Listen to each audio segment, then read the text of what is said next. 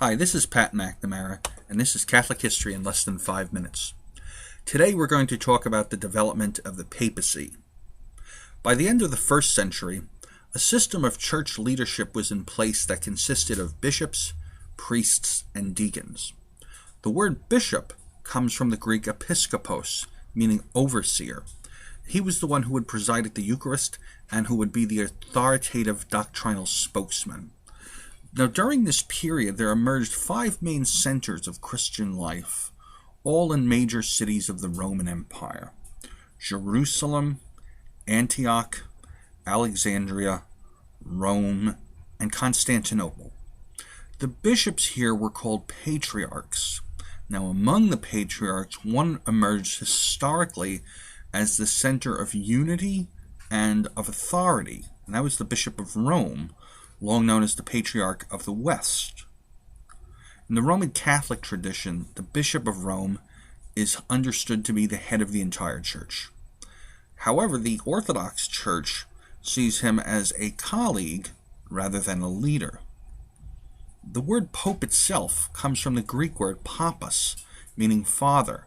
It was commonly used by the 500s AD in reference to the Bishop of Rome, and in the 1000s, Pope Gregory VII made it an official title. So what do we know about the first pope? From the New Testament, we know that he was the spokesman for the apostles, that he was commissioned by Christ to oversee the church's mission, and that he headed the young Christian community in Jerusalem. In Acts 2, his sermon becomes the first in Christian history to be recorded. Catholics believe that all the apostles were given a share in Christ's mission, but that Peter received an additional task. Pope Leo XIII would write in 1896, "Nothing was conferred on the apostles apart from Peter, but several things were conferred upon Peter apart from the apostles." Early on, Rome had a special status as Peter's base of operations. It was here he was martyred, and here he passed on his authority. Soon Rome would attract a disputing churchman who wanted the Bishop of Rome's support.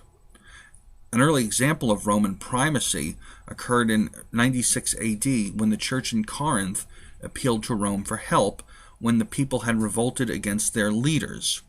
It was Clement I, the 4th Bishop of Rome, who settled the disturbance, showing that by the end of the 1st century, Rome was already regarded as the defender of the apostolic tradition and the preserver of the church's integrity, unity, and authority.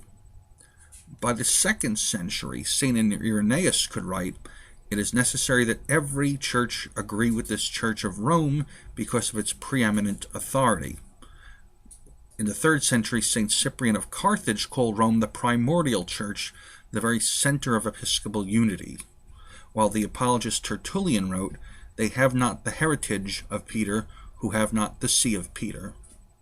Later in the 4th century, St. Ambrose would famously write, "Ubi Petrus, ibi ecclesia." Where Peter is, there is the church. We see then the growth of a particular ministry in the Roman Church, one known as the Petrine ministry, derived from the Latin word Petrus for Peter. As we will see, not all the local churches accepted this understanding, and that would have strong implications for the future of the Christian church. But that's a story for another day.